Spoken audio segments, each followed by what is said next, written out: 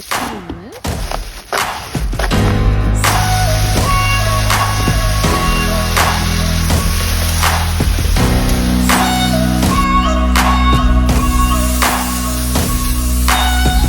You can make me your scapegoat.